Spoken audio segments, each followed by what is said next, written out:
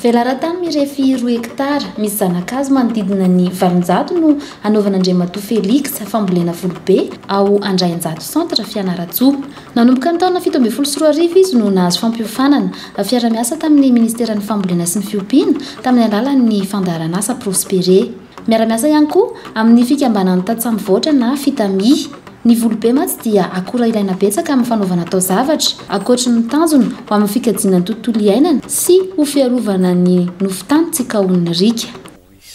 820 plan zany jeune plan zany no meny prospérena zay zany fifanarahana zany zay dia no voliko dia zao zany izy hitanareo zao zany ny vokatra tamin'ny 2017 zany nanomboka namboly dia 2018 ohatra misy amin'ireo vehivavy zany raha misy fifanana amin'ny asa tanana dia mandeha koa dia anay zao vaingana nanao visitina essence tany Toamasina tany tamin'ny faraparan'ny volana Jolay io dia manahita zany zay le hoe fanakalozana.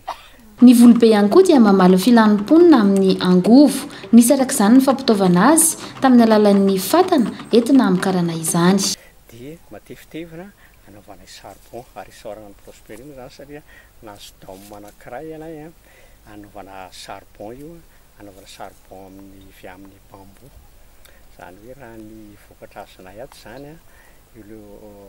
tony ihany no ampiasainay eo amin'io daoma io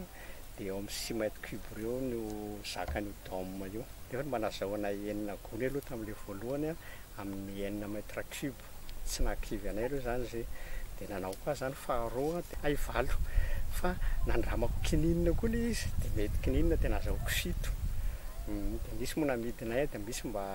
omena olona andrahoanay ao tokantrano koa. Faniriany hatrany ny antarana ny velaran-tany amin'ny karana bambo.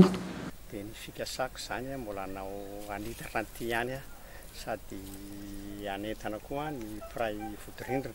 Misy moa fikambanam-behivavy reny nahazo zanakazo 10 any amin'ny tokantrano ihany zay zanakazo 10 zay zay koa zany tokony mba ampiasaindreo koa dia jerevana koa zany ny hoe fampitomboana an'izay le hoe olona nahazo an'izay 10 zay dia raha mba hoe 10 isa-tokantrano ato amin'ilay commune Andrainjato centre efa mety manana production be dia be anay hamatsy an'io daoma io.